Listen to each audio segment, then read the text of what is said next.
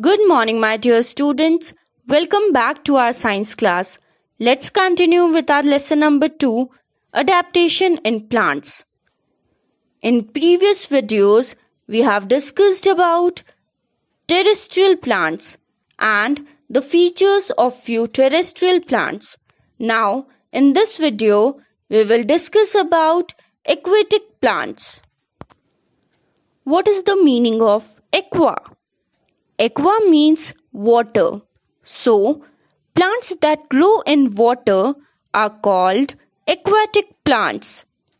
As they live in water, their leaves and other parts have thick waxy coating to prevent water decay.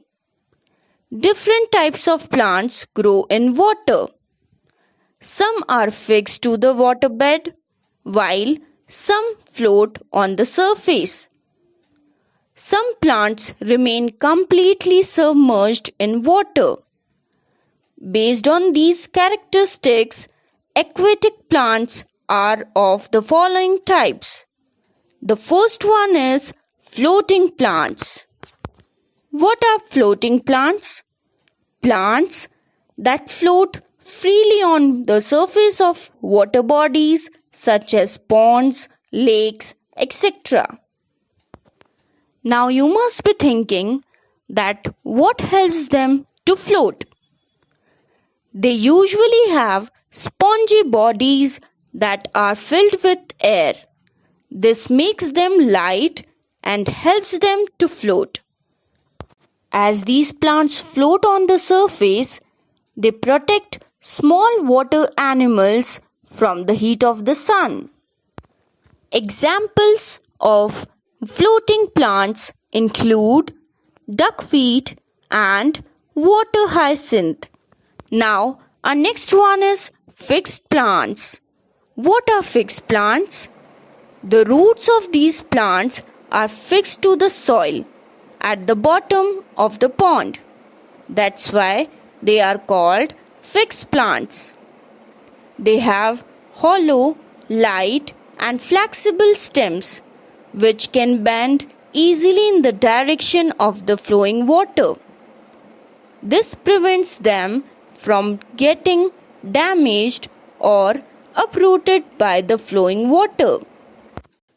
They also have broad leaves and flowers which float on the surface of water. Remember, my dear students, the leaves of these plants have stomata on the upper side only to help in exchange of gases. Examples of fixed plant include lotus and water lily. The third one is underwater plants. What are underwater plants? The plants that remain completely underwater are called underwater plants. They are also known as submerged plants. Their roots are fixed to the bottom of water bodies like ponds, rivers, etc. Children, do you know they have narrow ribbon-like leaves which do not have any stomata? Then you must be thinking that how they breathe.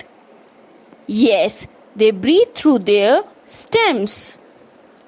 These plants clean the water by removing carbon dioxide that is breathed out by other aquatic animals. Hence, such plants are grown in aquariums. Examples of underwater plants include pondweed and tape grass. That's all in this video. Thank you.